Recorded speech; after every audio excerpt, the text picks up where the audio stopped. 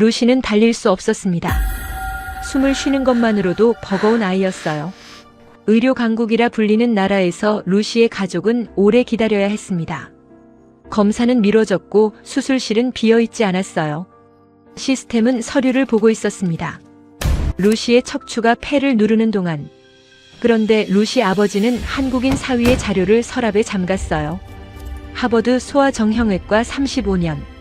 그 손으로 루시한테 남은 시간은 6주였습니다. 아이는 3번 쓰러졌어요. 척추는 51도로 휘었습니다. 폐가 짓눌리고 있었어요. 엄마, 나 달리기 안 해도 돼. 그냥 숨만 쉬고 싶어. 한국인 사위는 새벽마다 차가운 복도 바닥에 앉아 있었습니다. 멈추지 않는 손으로. 하버드 35년 장인은 그 뒷모습을 봤어요. 서울행 비행기가 떴습니다. 그리고 그 남자는 잠겼던 서랍을 열었어요. 한 사람의 35년이 어디에서 무너졌던 걸까요? 지금부터 그 사연을 전해드리겠습니다. 영상 시작하기 전에 구독과 좋아요를 살짝 눌러주시면 정말 큰 힘이 됩니다. 그리고 대한민국의 밝은 미래를 위해 대한민국 화이팅이라고 댓글로 함께 응원해주세요. 오늘 하루도 복 많이 받는 하루 되세요. 그럼 감동 사연 바로 시작하겠습니다. 안녕하세요. 저는 케이트 콜린스박입니다. 보스턴에서 남편 지훈, 딸 루시와 살고 있어요. 평범한 화요일 오후였습니다. 그날 2시 루시 학교에서 전화가 왔어요. 체육 선생님이었어요. 어머니, 루시가 쓰러졌습니다. 저는 전화기를 귀에 댄 채 멈췄어요. 부엌 싱크대 앞에 서 있었습니다. 수돗물이 흐르고 있었어요. 잠그지 못했습니다. 차를 몰았어요. 신호등이 몇 개였는지 모릅니다. 기억나는 건 핸들을 잡은 손이 젖어 있었다는 것뿐이에요.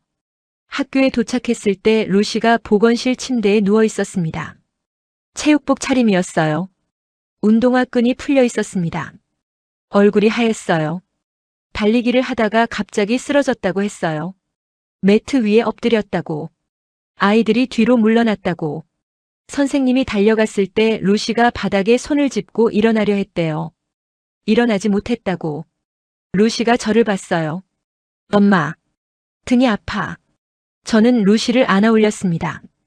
등에 손을 댔어요. 척추가 손바닥에 닿았습니다. 한쪽으로 휘어 있었어요. 그때는 그게 뭔지 몰랐습니다. 응급실이었습니다. 루시가 제 무릎에 머리를 기대고 있었어요. 눈을 감고 있었습니다. 숨소리가 거칠었어요.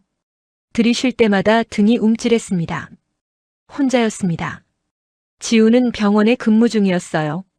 아버지한테는 전화하지 않았어요. 아직은. 저는 루시 손을 잡았어요. 작은 손이었습니다. 9살의 손. 차가웠어요. 엑스레이를 찍었습니다. 담당이가 필름을 들고 들어왔어요. 불빛 앞에 필름을 걸었습니다. 손가락으로 척추를 짚었습니다. 42도입니다.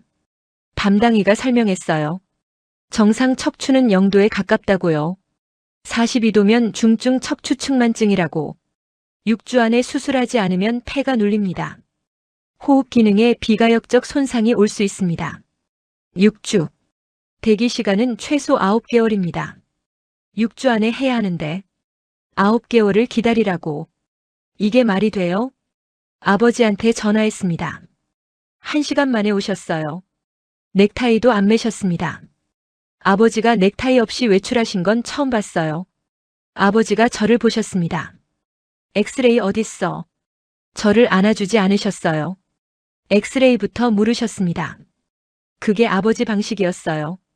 감정 대신 행동. 위로 대신 해결. 35년 동안 그렇게 사셨습니다.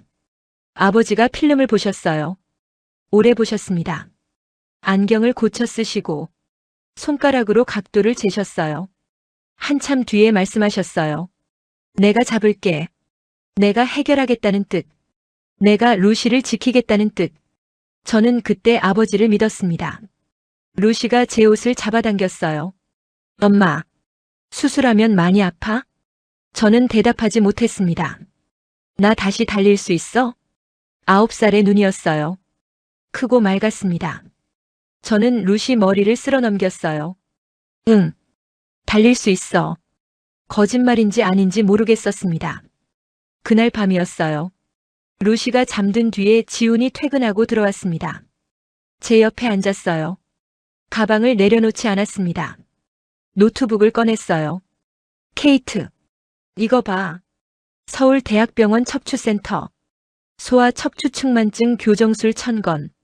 후유증 0건. 저는 화면을 봤어요. 2번 읽었습니다. 1000건. 후유증. 0건. 80개국에서 3,600명이 찾아간 센터야. 지훈의 눈이 빨갛게 충혈되어 있었어요. 며칠째 제대로 못 잔 눈이었습니다. 루시, 시간이 없어. 이걸 아버지한테 보여줘야 해. 저는 다시 화면을 봤습니다. 1000건. 0건. 6주. 루시가 쓰러진 지 일주일이 지났어요. 아무것도 달라지지 않았습니다. 아니, 하나 달라졌어요. 지훈이 밤마다 늦게 잠들기 시작했습니다. 처음에는 몰랐어요. 저는 루시 옆에서 잠들었거든요. 루시가 기침할까봐, 숨이 멈출까봐 매일 밤 루시 옆에 누워서 숨소리를 세다가 잠들었습니다. 지훈이 새벽까지 깨어있다는 걸 안 건 수요일이었어요. 새벽 3시에 물을 마시려고 나왔습니다. 거실에 불이 켜져 있었어요. 노트북 화면이었습니다. 지훈이 식탁에 앉아 있었어요. 화면에 숫자가 가득했습니다. 영어였어요. 논문이었습니다. 저는 가까이 가지 않았어요. 부엌에서 물만 마시고 돌아왔습니다. 다음 날도 그랬어요. 그 다음 날도요. 지훈은 매일 새벽 3시에 거실에 앉아 있었습니다. 화면 밝기를 최소로 낮추고 키보드 소리가 나지 않게 천천히 치고 아무한테도 말하지 않았어요. 5주 남았습니다. 금요일 저녁이었어요. 루시가 잠든 뒤에 지훈이 저한테 봉투를 내밀었습니다. 흰 봉투였어요. 두꺼웠습니다. 뭐야 이거? 한국 척추센터 데이터. 지훈이 봉투를 열었어요. 서류가 12장이었습니다. 프린트된 표, 그래프, 수술 전후 엑스레이 비교, 형광펜으로 밑줄이 그어져 있었어요. 1000건 수술, 후유증 0건, 80개국에서 3,600명이 찾아간 센터야. 저는 서류를 넘겼어요. 숫자가 눈에 들어왔습니다. 1000, 0, 80, 3,600. 이걸 아버지한테 보여줘야 해. 지훈이 말했어요. 저는 지훈을 봤습니다. 지훈의 눈밑이 까맸어요. 며칠째 못 잔 얼굴이었습니다. 이 자료를 만드느라 매일 새벽 3시까지 앉아 있었던 거였어요. 다음 날 저녁이었습니다. 아버지가 식사 후에 서재로 들어가셨어요. 늘 그랬습니다. 식사 끝나면 서재, 커피 한 잔, 논문. 그게 아버지의 저녁이었어요. 지훈이 서재 문을 노크했습니다. 아버지가 문을 여셨어요. 지훈이 봉투를 내밀었습니다. 아무 말 없이 봉투만 내밀었어요. 아버지가 봉투를 받으셨습니다. 안에 든 서류를 꺼내지 않으셨어요. 봉투 겉면만 보셨습니다. 이게 뭔가? 한국 척추센터 수술 데이터입니다. 루시 케이스에 적용 가능한 자료예요. 아버지가 지훈을 보셨어요. 잠시 동안. 그리고 서랍을 여셨습니다. 봉투를 서랍 안에 넣으셨어요. 서랍을 닫으셨습니다. 찰칵. 열쇠를 돌리셨어요. 잠갔습니다. 지훈이 새벽마다 정리한 자료. 12장. 1000건. 0건. 그 숫자들이 서랍 안에 갇혔습니다. 아버지가 말씀하셨어요. 의사가 아닌 사람이 의사결정에 끼어드는 건 위험한 거야. 지훈은 아무 말도 하지 않았어요. 고개를 숙였습니다. 돌아섰어요. 서재 문이 닫혔습니다. 저는 복도에 서 있었어요. 다 들었습니다. 찰칵. 그 소리가 복도까지 들렸어요. 지훈이 서재에서 나왔을 때 저는 아무 말 하지 않았습니다. 지훈도 말하지 않았어요. 부엌으로 들어갔어요.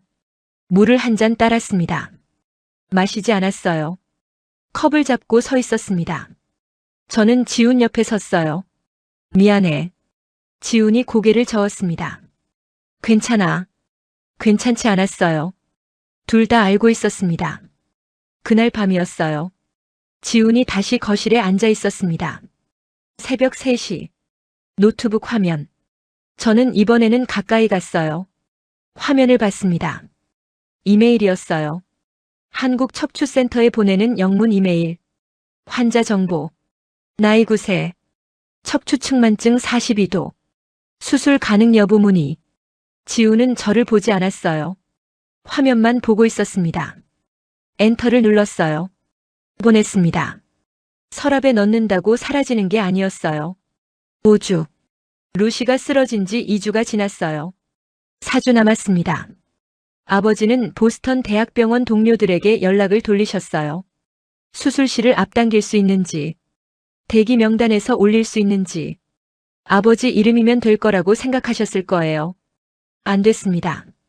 수술실이 없었어요. 소아척추 수술은 장비가 따로 필요하다고 했습니다. 보스턴에서 그 장비를 갖춘 병원은 3곳이었어요. 3곳 모두 2달 이상 대기였습니다. 아버지가 전화를 끊으셨어요. 서재 책상 위에 전화기를 내려놓으셨습니다. 조용히. 하지만 저는 봤어요. 손가락 끝이 하였습니다. 보험사에서 첫 번째 통보가 왔어요. 해외 치료 사전 승인 요청을 넣었었습니다. 지훈이 서류를 준비했어요. 한국 병원의 수술 성공률, 비용 비교, 의학적 필요성, 14장이었습니다. 답변은 1장이었어요.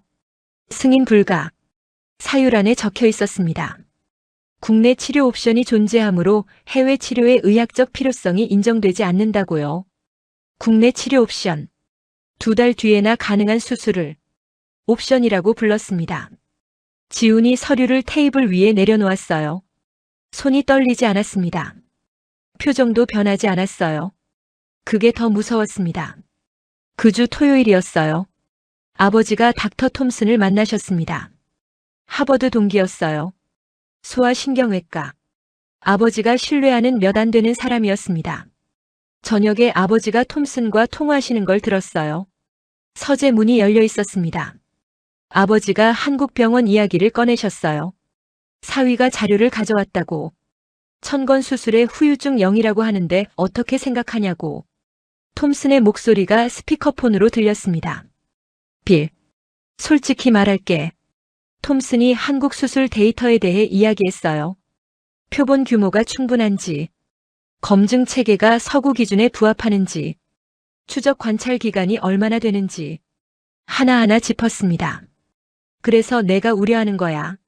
전화기 너머로 아무 소리도 들리지 않았어요. 3초. 길었습니다. 아버지가 말씀하셨어요. 나도 같은 생각이야. 저는 서재 문 앞에서 돌아섰어요. 발소리를 내지 않았습니다. 복도 끝에 지훈이 서 있었어요. 저보다 먼저 듣고 있었습니다. 얼마나 오래 서 있었는지 모릅니다. 지훈의 표정이 변하지 않았어요. 하지만 주먹이 쥐어져 있었습니다. 그 다음 날이었어요. 지훈이 식탁에 앉아 노트북을 열었습니다. 박성민 교수가 발표한 국제학회 논문을 찾고 있었어요. 영어로 된 것, SCI급 저널에 실린 것, 톰슨이 말한 서구 기준에 맞는 것. 아침부터 밤까지 찾았습니다. 찾았어요. 2019년 국제척추외과학회지 박성민 교수 연구팀 소아척추측만증 교정술 장기 추적 결과 5년 추적 합병증 0. 지훈이 그 논문을 프린트했어요. 형광펜으로 핵심 수치의 밑줄을 그었습니다. 아버지한테 가져가지 않았어요. 제 앞에 놓았습니다. 케이트, 이건 톰슨이 말한 기준에 맞는 자료야.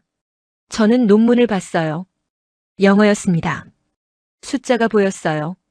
0. 그 숫자가 또 보였습니다. 그날 밤 루시가 또 기침을 했어요. 잠을 자다가 기침이 터졌습니다. 거실까지 소리가 들렸어요. 마른 기침이었습니다. 폐가 눌리면서 나는 기침이라고 지훈이 말했어요. 저는 루시 방에 들어갔습니다.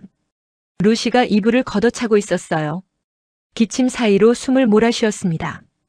등을 쓸어주었어요. 척추가 손에 닿았습니다. 2주 전보다 더 휘어진 것 같았어요. 손으로 느낄 수 있었습니다. 루시가 기침을 멈추고 저를 봤어요. 엄마, 나 또 아파? 아니야. 괜찮아. 거짓말이었습니다. 병원 주차장으로 나왔을 때였어요. 지훈이 제 손을 잡았습니다. 아무 말 없이. 손바닥이 따뜻했어요. 차에 탔습니다. 시동을 걸지 않았어요. 주차장에 앉아 있었습니다.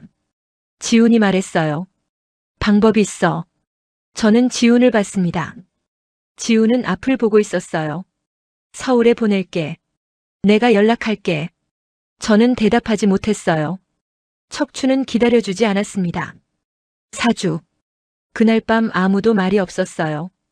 저녁을 먹었는데 무엇을 먹었는지 기억나지 않습니다. 접시를 치운 것도 기억나지 않아요. 루시가 방에 들어간 뒤에 거실에 셋이 남았습니다. 아버지가 소파에 앉아 계셨어요. 신문을 펴셨는데 넘기지 않으셨습니다. 같은 면을 보고 계셨어요. 읽는 게 아니었습니다.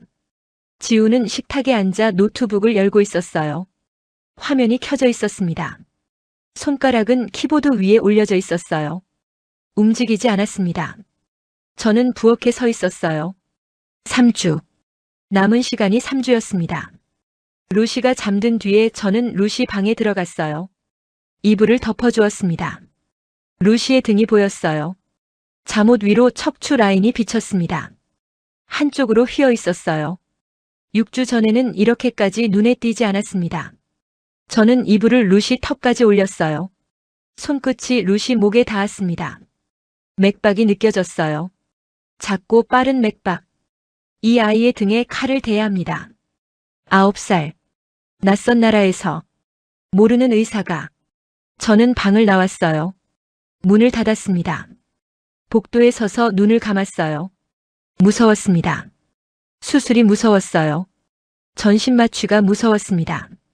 금속 기둥이 루시 척추 안에 들어간다는 게 무서웠어요. 합병증이라는 단어가 무서웠습니다. 후유증이라는 단어가 무서웠어요. 지훈이 가져온 자료에는 후유증 0건이라고 적혀 있었습니다. 0건. 하지만 루시가 0첫번째가 되면 어쩌죠? 거실로 나왔을 때 아버지가 커피를 내리고 계셨어요. 새벽 1시였습니다. 아버지는 잠을 못 주무시는 거였어요. 커피 머신 소리가 거실을 채웠습니다. 드르륵. 물 떨어지는 소리. 아버지가 컵을 2개 꺼내셨어요. 하나는 아버지 것, 하나는 제 것이었습니다. 아버지가 제 컵에 커피를 따르셨어요. 손잡이가 제 쪽을 향해 있었습니다. 작은 거였어요. 커피잔 손잡이 방향. 아무것도 아닌 것. 하지만 저는 그걸 봤어요. 35년 동안 수술실에서 보낸 사람. 매일 새벽에 논문을 읽는 사람. 감정을 말로 하지 않는 사람. 그 사람이 커피잔 손잡이를 제 쪽으로 돌려놓았습니다. 저는 커피를 들었어요. 한 모금 마셨습니다. 뜨거웠어요. 아버지도 드셨어요. 아무 말이 없었습니다. 제가 먼저 입을 열었어요. 아빠, 나 무서워.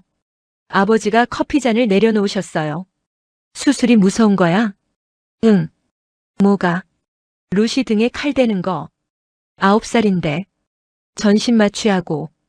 금속 넣고. 아버지가 저를 보셨어요. 케이트, 나도 무섭다. 저는 아버지를 봤습니다. 처음이었어요. 아버지가 무섭다고 말씀하신 건. 아빠도? 35년 동안 수술했어. 매번 무서웠다. 아버지가 커피를 한 모금 드셨어요. 무섭지 않으면 의사가 아니야. 저는 커피잔을 2손으로 감쌌습니다. 따뜻했어요. 그때 아버지가 창밖을 보셨어요. 레지던트 때 이야기했었지. 하셨어요. 혼잣말처럼. 아무도 안 믿어줬어. 새로운 고정 기법이라고 했더니 다들 고개를 저었지. 지도교수도, 동기들도. 아버지가 커피잔을 돌리셨어요. 밤마다 혼자 연구했어. 논문 쓰고, 데이터 모으고. 3년 걸렸다. 저는 듣고 있었어요. 결국 됐잖아. 아버지가 고개를 끄덕이셨어요. 됐지. 잠시 침묵이 흘렀습니다. 아버지가 다시 말씀하셨어요. 지훈이가 자료를 가져왔을 때 멈추셨어요. 그 시절이 떠올랐어. 저는 숨을 멈췄습니다. 아버지가 커피를 드셨어요. 마지막 한 모금이었습니다. 그래서 더 화가 났는지도 모르겠다. 아버지가 일어나셨어요. 컵을 싱크대에 올려놓으셨습니다. 잘 자라. 등을 보이시고 서재로 들어가셨어요. 서재 문이 닫혔습니다.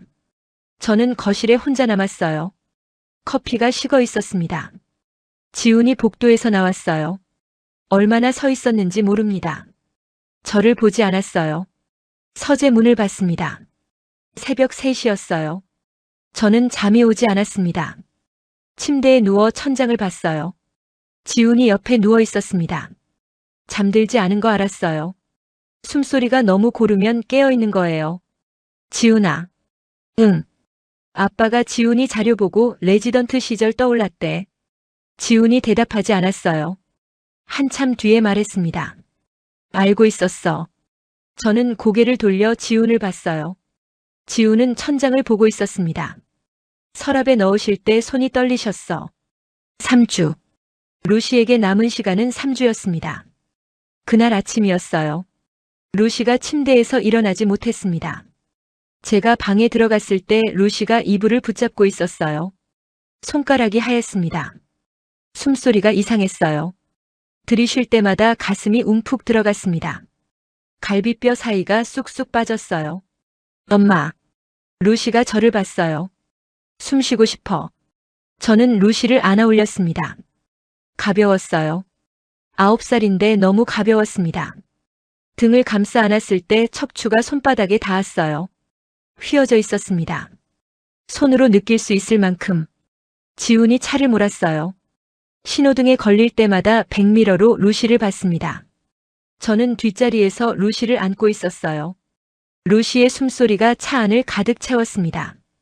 들이쉬고, 멈추고, 다시 들이쉬고, 그 사이가 점점 길어졌어요.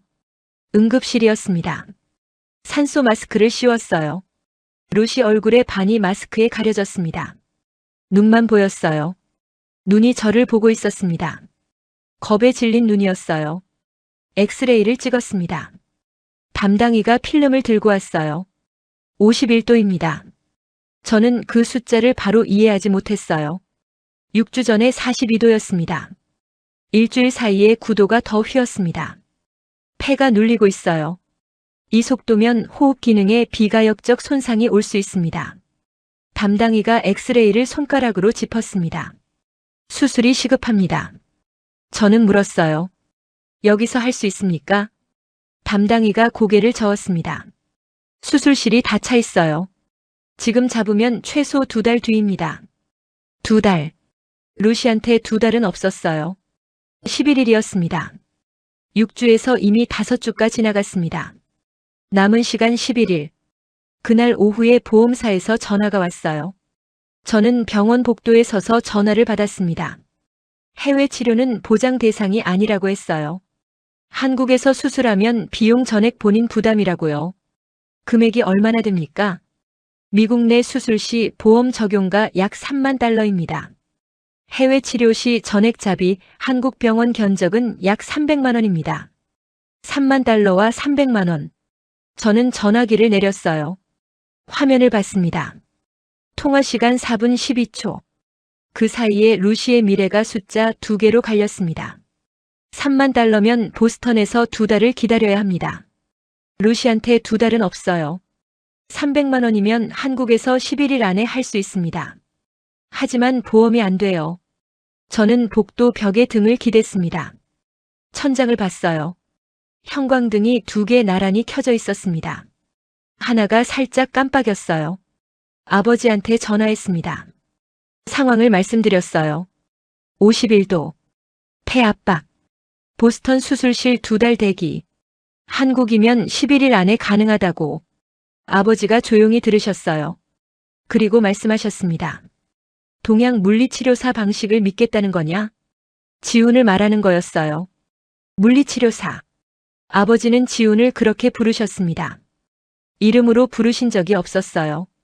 저는 수화기를 꽉 쥐었습니다. 아빠, 지훈이가 찾은 병원이에요. 1000건의 후유증 영건이에요. 케이트, 숫자가 다가 아니야. 그러면 뭐가 다예요? 아버지가 대답하지 않으셨어요. 전화기 너머로 서재 시계 소리가 들렸습니다. 째깍, 째깍. 아버지가 서재에 앉아 계신 거였어요. 서랍이 있는 그 방에. 아빠. 루시 폐가 눌리고 있어요. 11일이에요. 아버지가 한숨을 쉬셨습니다. 길고 느린 한숨이었어요. 전화가 끊어졌습니다. 저는 전화기를 무릎 위에 올려놓았어요. 손이 떨리고 있었습니다. 그때 알았어요. 저는 수술이 무서웠던 게 아니었습니다. 낯선 나라가 무서웠던 것도 아니었어요. 아버지한테 반기를 드는 게 무서웠던 거였어요. 67년을 옳았던 사람. 35년 동안 틀린 적이 없던 사람. 그 사람한테 아빠가 틀렸어라고 말하는 것. 그게 무서웠습니다. 하지만 루시가 숨을 못 쉬고 있었어요. 저는 일어섰습니다. 병실로 돌아갔어요. 루시가 산소 마스크를 쓴 채 저를 봤습니다. 엄마, 나 달리기 안 해도 돼. 숨만 쉴 수 있으면 돼. 저는 루시 손을 잡았어요. 작은 손이었습니다. 손가락이 차가웠어요. 루시야, 우리 한국 갈 거야. 루시가 눈을 깜빡였어요. 아빠 나라? 응. 아빠 나라. 루시가 지훈을 봤어요. 지훈이 루시 옆에 앉았습니다. 루시의 머리를 쓰다듬었어요. 아빠, 나 한국 가도 돼? 지훈이 루시를 안았습니다. 조심스럽게. 등을 누르지 않게. 산소 마스크가 밀리지 않게. 가자. 지훈의 목소리가 갈라졌어요. 저는 그날 밤 지훈에게 말했습니다. 아버지한테 말 안 할 거야. 표 끊자. 지훈이 저를 봤어요. 케이트. 나는 아빠 딸이기 전에 루시 엄마야. 지훈이 고개를 끄덕였습니다. 11일. 루시의 시간은 11일이었습니다. 비행기 표를 끄는 건 지훈이었어요. 아버지한테 말하지 않았습니다. 말해봐야 또 싸울 테니까요. 저도 동의했어요. 아버지 몰래 출발하자고. 그런데 출발 전날 새벽이었습니다. 거실에 불이 켜져 있었어요. 아버지가 소파에 앉아 계셨습니다. 잠옷 차림이었어요. 안경을 쓰고 계셨습니다. 새벽 4시에 테이블 위에 여권이 놓여 있었어요. 아버지 여권이었습니다. 저는 멈췄어요. 거실 입구에 서서 아버지를 봤습니다. 아버지가 저를 보셨어요. 비행기 몇 시야? 그게 전부였어요. 미안하다는 말도, 같이 가겠다는 말도 없었습니다. 여권을 꺼내놓은 것, 비행기 시간을 물은 것, 그 두 가지가 아버지의 대답이었어요. 저는 그 순간 울 뻔했습니다. 참았어요. 울면 아버지가 마음을 바꿀 것 같았거든요. 아침 8시요. 아버지가 고개를 끄덕이셨어요. 그리고 다시 소파에 기대셨습니다. 눈을 감으셨어요. 저는 방으로 돌아왔습니다. 문을 닫고 벽에 등을 기댔어요. 다리가 떨렸습니다. 지훈이 일어나 있었어요. 아버지가 여권 꺼내놨어. 지훈은 한참 동안 아무 말이 없었어요. 그러다 천천히 고개를 숙였습니다. 인천공항에 내렸을 때 공기가 달랐어요. 습했습니다. 보스턴의 건조한 바람과는 달랐어요. 루시가 제 손을 잡고 있었습니다. 손이 작았어요. 땀에 젖어 있었습니다. 루시가 고개를 들어 천장을 봤어요. 엄마, 글씨가 다 네모야. 한글 간판을 보고 한 말이었어요. 저는 웃었습니다. 오랜만이었어요. 몇 주 만에 처음 웃었습니다. 아버지는 캐리어를 끌고 앞서 걸으셨어요. 아무 말 없이. 공항 표지판을 읽지 못하셨을 거예요. 그래도 앞서 걸으셨습니다. 아버지는 어디서든 앞에 서는 사람이었어요. 지훈이 뒤에서 조용히 길을 안내했습니다. 아버지 등 뒤에서. 아버지가 모르게. 서울대학병원 척추센터에 도착한 건 오후 3시였어요. 병원이 컸습니다. 복도가 깨끗했어요. 사람이 많았습니다. 간호사들이 빠르게 움직이고 있었어요. 보스턴 병원과 다르지 않았습니다. 아니, 더 빨랐어요. 박성민 교수 진료실 앞에서 기다렸습니다. 아버지가 벽에 걸린 사진을 보셨어요. 박성민 교수가 수술한 환자들의 엑스레이 사진이었습니다. 전과 후, 휘어진 척추가 곧게 펴진 사진들이 줄지어 있었어요. 아버지가 한 장 한 장 보셨습니다. 천천히. 안경을 고쳐 쓰셨어요. 가까이 다가가셨습니다. 손가락으로 각도를 재는 듯한 동작을 하셨어요. 35년의 습관이었습니다. 아무 말씀이 없으셨어요. 박성민 교수가 들어오셨습니다. 생각보다 젊었어요. 하지만 눈이 달랐습니다. 1000번을 들여다본 사람의 눈이었어요. 교수가 루시의 엑스레이를 모니터에 띄웠습니다. 51도. 많이 진행됐습니다. 아버지가 물으셨어요. 교정 범위는 어디까지 봅니까? 의사 대 의사의 질문이었어요. 환자 가족의 질문이 아니었습니다. 박성민 교수가 대답했습니다. 12도까지 가능합니다. 79% 교정률입니다. 아버지가 다시 물으셨어요. 천건의 후유증이 0이라고 들었는데 사실입니까? 박성민 교수가 모니터를 끄셨어요. 아버지를 바라보셨습니다. 사실입니다. 침묵이 흘렀어요. 아버지가 안경을 벗으셨습니다. 안경다리를 접으셨어요. 무릎 위에 올려놓으셨습니다. 저는 그 동작을 알았어요. 아버지가 안경을 벗는 건 상대의 말을 받아들일 때였습니다. 서재에서 논문을 읽다가 동의할 때, 학회에서 발표를 듣다가 인정할 때, 안경을 벗으셨어요. 아버지가 말씀하셨습니다. 저는 오늘 하버드 교수로 온 게 아닙니다. 잠시 멈추셨어요. 배우러 왔습니다. 박성민 교수가 고개를 숙이셨어요. 병실로 돌아왔을 때 루시가 침대에 앉아 있었어요. 내일 수술이라는 걸 알고 있었습니다. 9살이지만 알고 있었어요. 루시가 이불을 만지작거렸어요. 엄마, 내일 아프면 울어도 돼? 울어도 돼. 할아버지 앞에서도? 저는 대답하지 못했어요. 목이 막혔습니다. 아버지가 병실 문 앞에 서 계셨어요. 들어오지 않으셨습니다. 문틀에 손을 짚고 계셨어요. 루시를 보고 계셨습니다. 저는 아버지 손을 봤어요. 문틀을 잡은 손. 손가락에 힘이 들어가 있었습니다. 손등에 핏줄이 서 있었어요. 밤 11시였어요. 루시가 잠든 뒤에 수술 동의서를 꺼냈습니다. 펜을 들었어요. 손끝이 떨렸습니다. 종이 위에 이름을 적었어요. 케이트 콜린스 박. 획이 흔들렸습니다. 지훈이 옆에 있었어요. 제 어깨에 손을 올렸습니다. 무겁지 않았어요. 그냥 거기 있다는 뜻이었습니다. 아버지는 복도에 계셨어요. 창밖을 보고 계셨습니다. 서울의 밤이었어요. 저는 루시 이마를 쓸어내렸습니다. 이마가 따뜻했어요.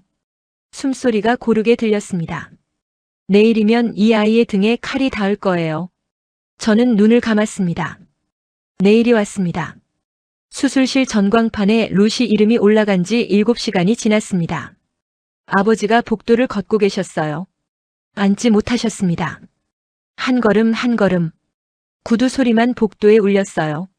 저는 플라스틱 의자에 앉아 그 소리를 세고 있었습니다. 12번. 돌아서고. 다시 12번. 아버지 걸음은 정확했어요. 35년 동안 수술실 앞을 걸어온 사람의 걸음이었습니다. 지우는 복도 끝 벽에 등을 기댄 채 눈을 감고 있었어요. 자는 건지 버티는 건지 알 수 없었습니다. 손가락만 가끔 움직였어요. 무릎 위에서 무언가를 세는 것처럼. 세 사람이 같은 복도에 있었어요. 아무도 말이 없었습니다. 형광등이 낮게 윙 소리를 냈어요. 그 소리가 이상하게 크게 들렸습니다. 다른 소리가 없으니까요. 저는 시계를 봤어요. 다시 봤습니다. 초침이 움직일 때마다 심장이 따라 조여들었어요.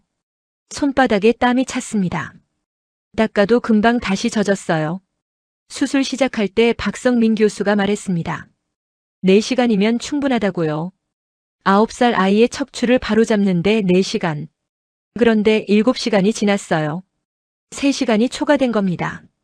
저는 기도를 했습니다. 소리 내지 않고 입술만 움직였어요. 무슨 말을 하는지 저도 몰랐습니다. 그냥 루시 이름만 반복했어요. 그때 수술실 문이 열렸어요. 간호사였습니다. 마스크를 쓰고 있었어요. 눈만 보였습니다. 표정이 좋지 않았어요. 출혈이 예상보다 많습니다.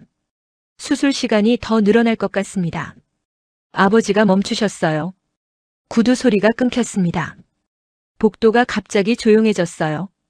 형광등 소리만 남았습니다. 아버지는 수술실 문을 바라보셨어요. 한참 동안 움직이지 않으셨습니다. 등이 굳어 있었어요. 가슴만 천천히 오르내렸습니다. 지훈이 눈을 떴습니다. 벽에서 등을 떼고 일어섰어요. 출혈량이 얼마나 됩니까? 지훈의 목소리는 낮았어요. 흔들리지 않았습니다. 물리치료사가 아니라 의료인의 목소리였어요. 간호사가 대답했습니다. 교수님이 조절하고 계십니다. 지금은 기다려주셔야 합니다. 문이 다시 닫혔습니다. 지훈이 다시 벽에 기댔어요. 이번에는 눈을 감지 않았습니다. 수술실 문을 바라봤어요. 빨간 불이 켜져 있었습니다. 아버지가 낮게 말씀하셨어요. 내가 보스턴에서 이 수술을 집도했더라면. 혼잣말이었어요. 저는 들은 척하지 않았습니다. 하지만 들었어요.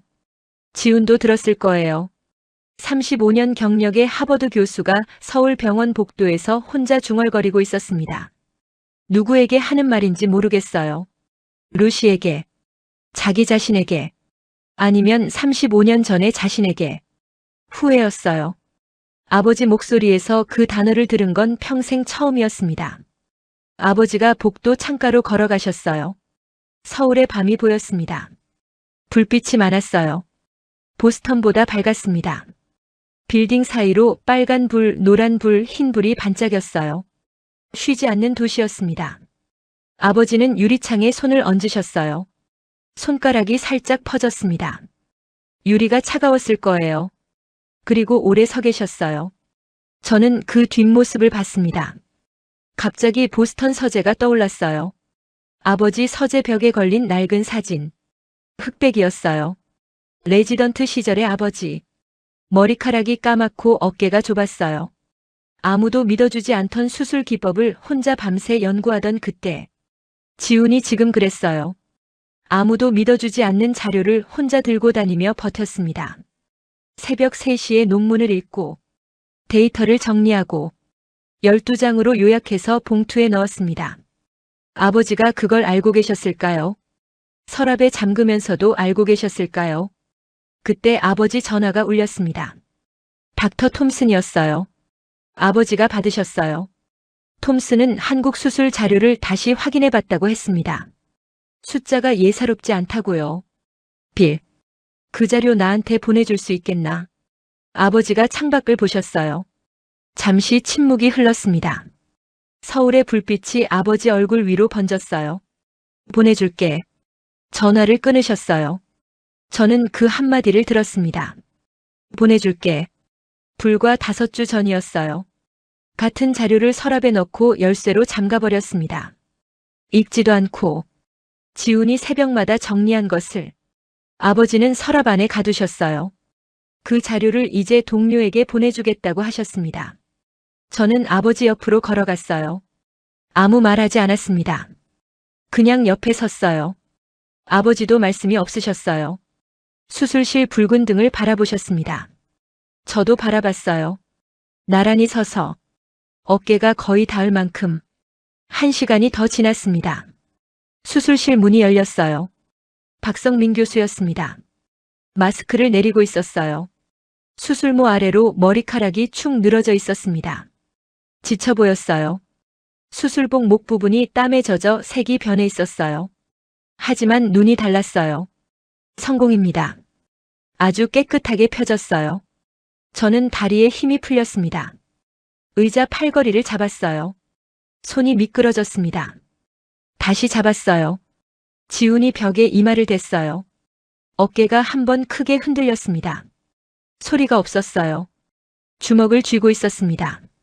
손등에 힘줄이 서 있었어요. 아버지가 천천히 박성민 교수에게 걸어가셨어요. 말이 없으셨습니다. 교수의 손을 잡으셨어요. 두 손으로 꽉. 주름진 손. 67년을 살아온 손. 굳은 살이 박인 손. 메스를 쥐던 손. 교수의 손은 달랐어요. 8시간 넘게 9살 아이의 척추를 붙잡고 있던 손이었습니다.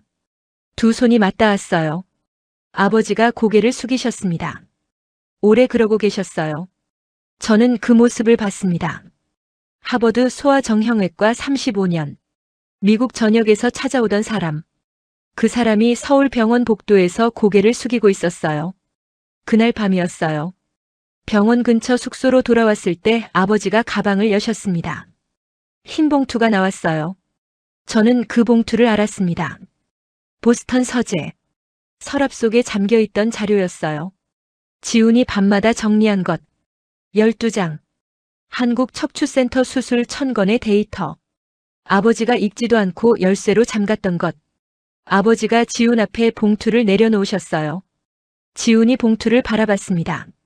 아버지가 봉투를 여셨어요. 자료를 꺼내셨습니다. 한 장씩 넘기기 시작하셨어요. 천천히. 처음으로. 잠그던 그 손이 지금 펼치고 있었습니다. 찰칵. 그 소리가 귓속에서 맴돌았어요. 5주 전.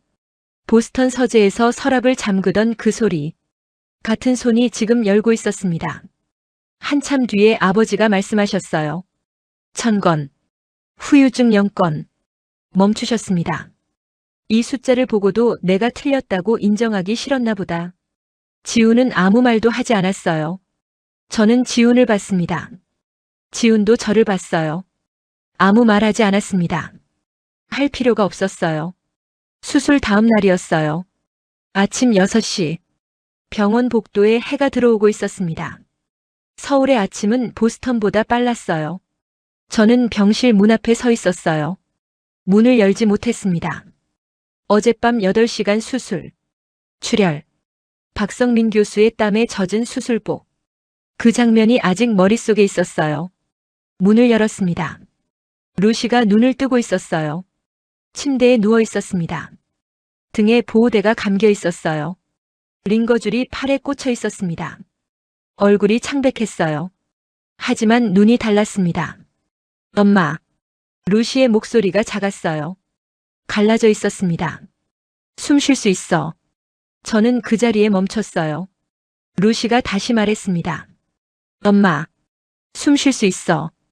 6주 전에 루시가 말했어요. 숨 쉬고 싶다고. 산소 마스크를 쓴 채로. 눈만 보이던 얼굴로. 그때 루시는 숨을 쉬지 못하고 있었습니다. 지금 루시가 숨을 쉬고 있었어요. 저는 침대 옆에 앉았습니다. 루시 손을 잡았어요. 따뜻했습니다.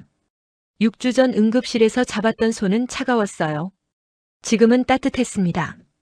박성민 교수가 회진을 왔어요. 엑스레이를 가져오셨습니다. 수술 전과 후. 2장을 나란히 걸었어요. 51도였던 척추가 현재 11도입니다. 51도. 폐를 누르고 있던 각도. 루시가 숨을 못 쉬게 만든 각도. 그게 11도가 됐습니다. 아버지가 엑스레이 앞에 서셨어요. 안경을 쓰셨습니다. 가까이 다가가셨어요. 손가락으로 각도를 재셨습니다. 6주 전 보스턴 응급실에서 똑같이 하셨어요. 그때는 42도를 재셨습니다. 지금은 11도를 재고 계셨어요. 아버지가 고개를 끄덕이셨습니다. 박성민 교수를 보셨어요. 리마커벌. 한마디였어요. 박성민 교수가 고개를 숙였습니다. 퇴원은 5일 뒤였어요. 루시가 처음으로 침대에서 일어난 날. 간호사가 부축하려고 했습니다. 루시가 고개를 저었어요. 혼자 할 수 있어. 보호대를 한 채로 다리를 침대 밖으로 내렸어요. 발이 바닥에 닿았습니다. 슬리퍼가 차가웠을 거예요. 천천히 일어섰습니다. 흔들렸어요. 잠깐. 손으로 침대 난간을 잡았습니다. 그리고 섰어요. 루시가 서 있었습니다. 체육관 바닥에 엎드렸던 아이. 매트 위에서 일어나지 못했던 아이. 산소 마스크를 쓰고 숨 쉬고 싶다고 했던 아이. 그 아이가 2발로 서 있었습니다. 저는 울었어요. 참으려고 했습니다. 못 참았어요. 지훈이 옆에 있었어요. 저를 보지 않았습니다. 루시를 보고 있었어요. 눈이 젖어 있었습니다. 주먹을 쥐고 있었어요. 풀지 않았습니다. 아버지가 병실 문 앞에 서 계셨어요. 들어오지 않으셨습니다. 문틀에 손을 짚고 계셨어요. 6주 전 보스턴 응급실에서 그랬던 것처럼 같은 자세였습니다. 하지만 얼굴이 달랐어요. 웃고 계셨습니다. 아버지가 웃는 걸 본 게 언제였는지 기억나지 않아요. 퇴원하는 날 아침이었어요. 루시가 병실 복도를 걸었습니다. 천천히 보호대를 하고 슬리퍼를 끌면서 간호사들이 박수를 쳐줬어요. 루시가 손을 흔들었습니다. 활짝 웃었어요. 지훈이 루시 옆에서 걸었습니다. 손을 잡지 않았어요. 반걸음 뒤에서 따라갔습니다. 루시가 혼자 걷게 아버지가 복도 끝에 서 계셨어요. 루시를 보고 계셨습니다. 루시가 아버지를 봤어요. 할아버지. 루시가 걸음을 빨리 했어요. 뛰려고 했습니다. 지훈이 어깨를 잡았어요. 아직 안 된다고. 루시가 입을 삐죽거렸습니다. 아버지가 걸어오셨어요. 루시 앞에 무릎을 꿇으셨습니다. 67세. 하버드 교수 35년. 그 사람이 병원 복도에서 무릎을 꿇었어요. 루시를 안으셨습니다. 오래 안고 계셨어요. 공항으로 가는 차 안이었어요. 루시가 창밖을 보고 있었습니다. 서울거리가 지나갔어요. 간판들, 사람들, 루시가 좋아하는 네모 글씨들. 엄마, 나 다음에 또 올 수 있어? 왜? 여기 좋아. 아빠 나라잖아. 지훈이 운전석에서 백미러를 봤어요. 루시를 봤습니다. 아무 말하지 않았어요. 백미러 속에서 눈이 웃고 있었습니다. 아버지가 조수석에 앉아 계셨어요. 창밖을 보고 계셨습니다. 서울의 거리를. 아무 말씀이 없으셨어요. 저는 뒷자리에서 루시를 안고 있었습니다. 루시의 등에 손을 댔어요. 보호대 위로. 척추가 느껴졌습니다. 곧았어요. 마무리 멘트. 아버지는 끝내 사과하지 않으셨어요. 내가 틀렸다는 말도 없었습니다. 미안하다는 말도 없었어요. 대신 서랍을 열었습니다. 저는 그게 더 무거웠어요. 말은 뱉으면 사라지지만 행동은 남으니까요. 생각해보면 윌리엄이 처음부터 나쁜 사람은 아니었어요. 35년 동안 아이들을 살려온 사람이었습니다. 틀린 적이 없었던 사람이었어요. 그래서 틀렸다는 걸 인정하는 법을 배울 기회가 없었던 거겠죠. 우리 주변에도 그런 사람이 있지 않나요? 틀린 게 아니라 너무 오래 옳았던 사람. 지훈은 이겼지만 이겼다는 말을 한 번도 하지 않았어요. 루시가 복도를 뛰어오던 그 아침. 지훈은 그냥 루시를 안았습니다. 그게 전부였어요.